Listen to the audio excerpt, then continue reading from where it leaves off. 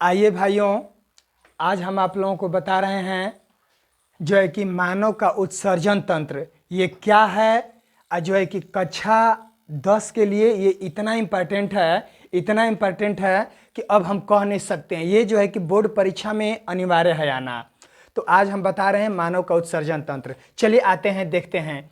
ध्यान दीजिए, ये जो है कि ये फिगर देख रहे हैं ना, तो फिगर में आपका सभी पार्ट का हम नाम बता रहे हैं कि ये क्या है, कैसे है, किस काम में आता है। सबसे पहले आते हैं उत्सर्जन है क्या। सबसे पहले देखते हैं कि उत्सर्जन है क्या।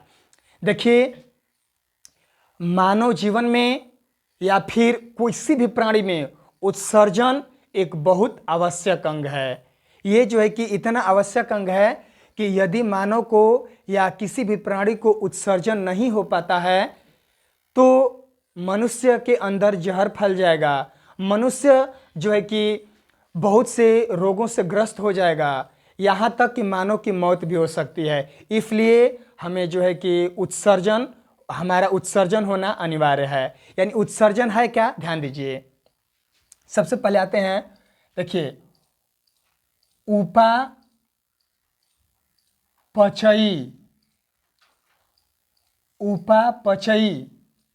क्रिया के फलस्वरूप जो अपशिष्ट पदार्थ बनते हैं, उपापचय के फलस्वरूप जो अपशिष्ट पदार्थ बनते हैं उसे हम कहते हैं क्या, उत्सर्जन। और उत्सर्जन में जो तंत्र काम करता है उसे कहते हैं उत्सर्जन तंत्र। तो आइए हम जो है कि बताते हैं। सबसे पहले ये देखते हैं कि मानव में क्या क्या उत्सर्जन होता है। तो मानव में जो है कि अमोनिया का उत्सर्जन होता है, अमोनिया।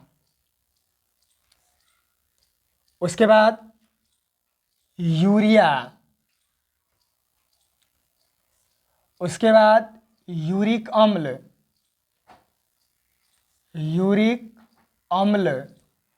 उसके बाद कार्बन डाइऑक्साइड CO2। इतने का निर्माण होता है और इतने का जो है कि अपशिष्ट बनते हैं और इतने का मानव जो है कि उत्सर्जन करता है। तो हम सबसे पहले क्या करेंगे कि उपापचय के फलस्वरूप जो उत्सर्जन होता है या उपापचय के फलस्वरूप जो अपशिष्ट पदार्थ बनते हैं उसे शरीर से बाहर निकालना उत्सर्जन कहलाता है। और इसमें जो तंत्र काम करते हैं उसे कहते हैं उत्सर्जन तंत्र। अब आते हैं हम इसके फलस्वरूप देखते हैं। देखिए, अमोनिया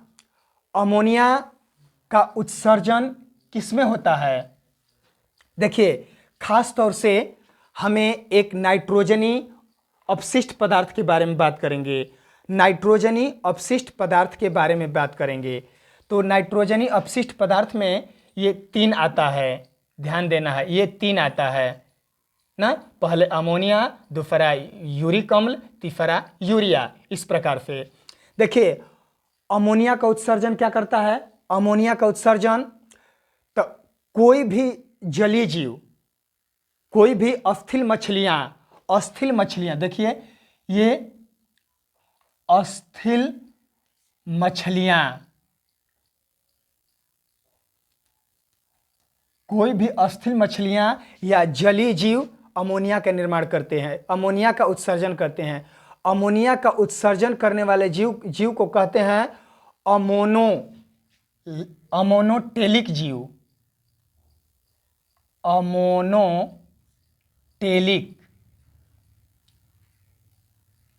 टेलिक जीव बोलते हैं, अमोनोटेलिक जीव। यूरिक अम्ल या यूरिया इसमें दिया है ना।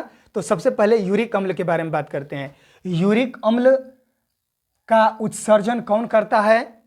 तो यूरिक अम्ल का उत्सर्जन जो है कि 3 प्राणी करते हैं। क्या, एक सांप हो जाएगा और एक पक्षी वर्ग। एक सांप, एक पक्षी और एक आता है कीट। ये जो है कि यूरिक अम्ल का उत्सर्जन करते हैं, इसलिए इसको बोलते हैं चाहे यूरियोटेलिक अम्ल। यूरिया का उत्सर्जन स्तनधारी करता है। यूरिया का उत्सर्जन स्तनधारी करता है। जैसे मानव, जिसमें स्तन होगा यानी स्तनधारी प्राणी जो है कि यूरिया का निर्माण, यूरिया का उत्सर्जन करते हैं। आइए चलिए अब हम जो है कि देखते हैं। देखिए, सबसे पहले मैं बता दे रहा हूं कि इसमें ये जो है कि देखिए, ये जो है कि है महाधमनी, इसको बोलते हैं, ये जो मोटा वाला पाइप जैसा है ना, इसको बोलते हैं महाधमनी। इसको बोलते हैं महाशिरा, महाशिरा। महाधमनी हो गया, ये महाशिरा हो गया। ये जो इसकी शाखा है इसको उल्टा बोला जाता है। ये महाधमनी है ना, ये महाशिरा है, तो इसको क्या बोला जाता है? ध्यान दीजिए, वृक्कीय, वृक्कीय धमनी। वृक्कीय, ये शिरा है तो शिरा, वृक्कीय शिरा, इसको बोलते हैं, इस शाखा को बोलते हैं वृक्कीय, वृक्कीय धमनी। ये ऊपर वाला जो भाग है इसको बोलते हैं कॉर्टेक्स। क्या बोलते हैं बच्चों?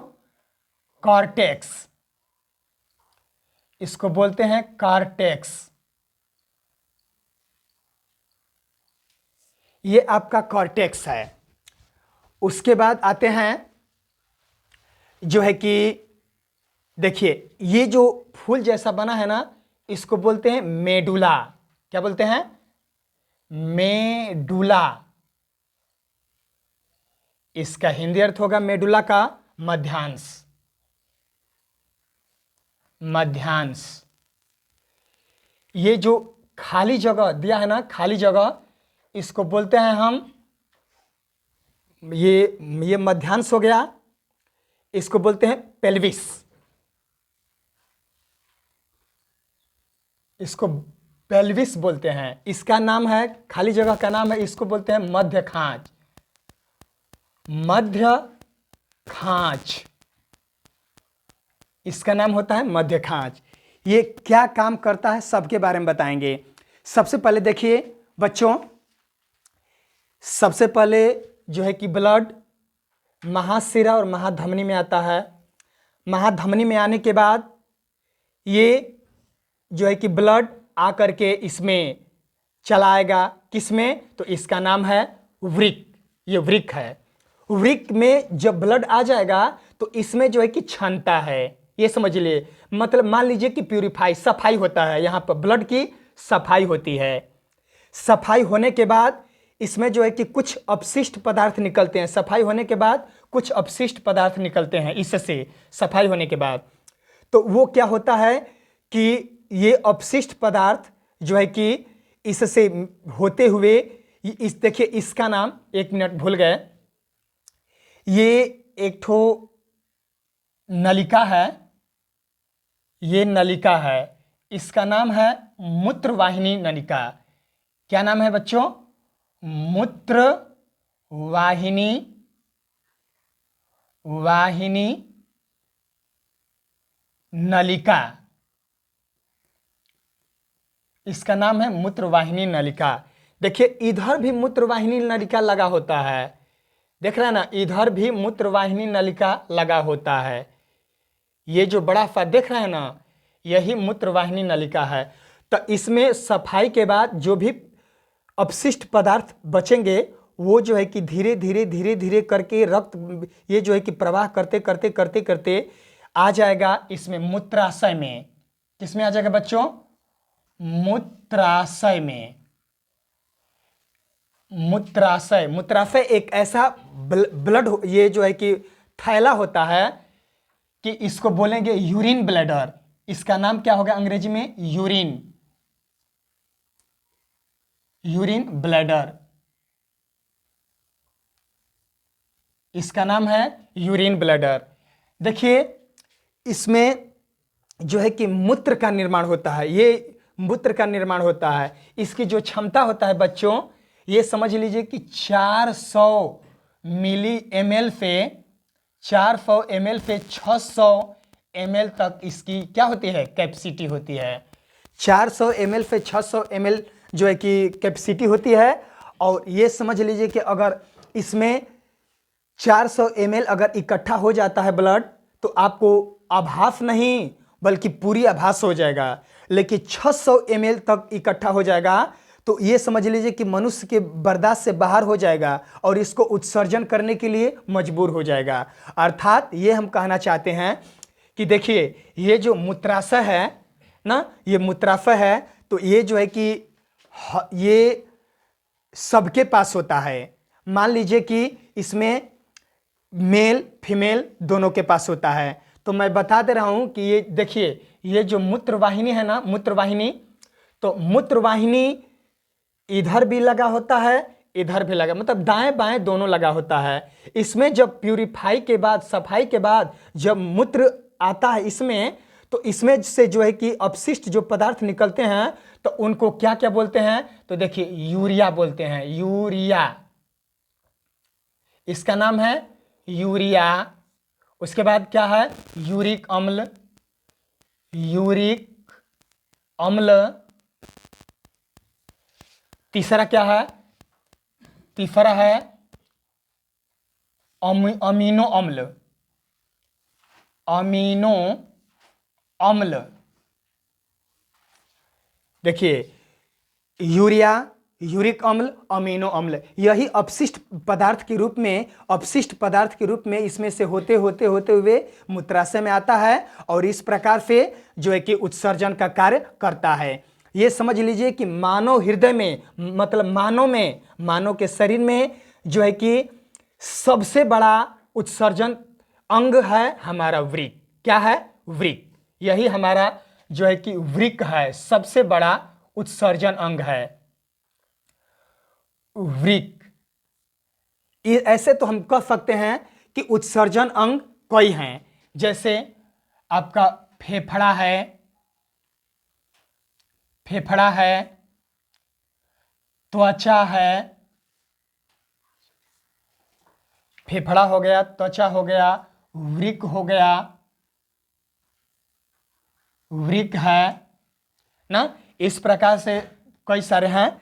तो जो है कि फेफड़ा कार्बन डाइऑक्साइड का जो है कि उत्सर्जन करता है, CO2 का। फेफड़ा जो है कि CO2 का उत्सर्जन करेगा। ये जो त्वचा है ना, तो त्वचा किसका काम करता है, त्वचा और वृक्क। वृक्क तो आपको पता है कि मूत्र का उत्सर्जन करता है। किसका बच्चों, मूत्र का उत्सर्जन करता है।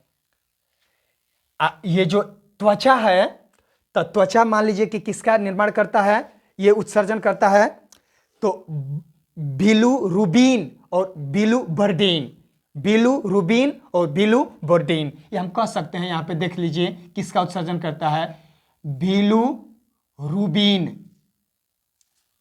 बिलिरुबिन, बिलिरुबिन हो गया।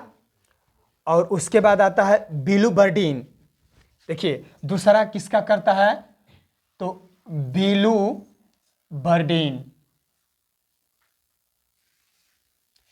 बिलिरुबिन, इनका निर्माण, ये जो है कि उत्सर्जन करता है। अब हम बता रहे हैं कि जो त्वचा है, त्वचा तैलीय चीज का भी निर्माण करता है। जैसे हमारे अंदर वसा आ गया, जो है कि कोई भी मतलब तैलीय चीज आ गया, चिकना चीज आ गया, चिकना, तो उसका भी ये क्या करता है कि उत्सर्जन करता है।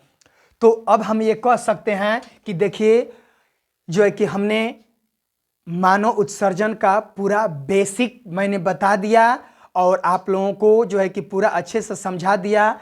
और हो सके तो इसको जो है कि इतना शेयर करिए, इतना शेयर करिए कि सभी बच्चे जो है कि इसको पढ़ लें। ये कक्षा 10 के लिए बहुत इंपॉर्टेंट है, यानी मान लीजिए कि वेरी वेरी इंपॉर्टेंट है। चलिए, जय हिंद।